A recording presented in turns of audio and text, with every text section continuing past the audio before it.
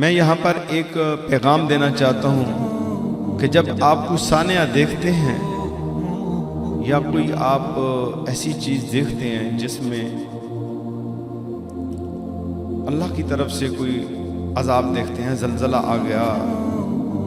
تیز آندھیاں چل پڑی،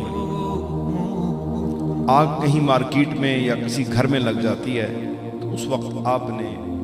کیا کرنا ہے؟ سب سے پہلا بھروسہ اللہ کی ذات پہ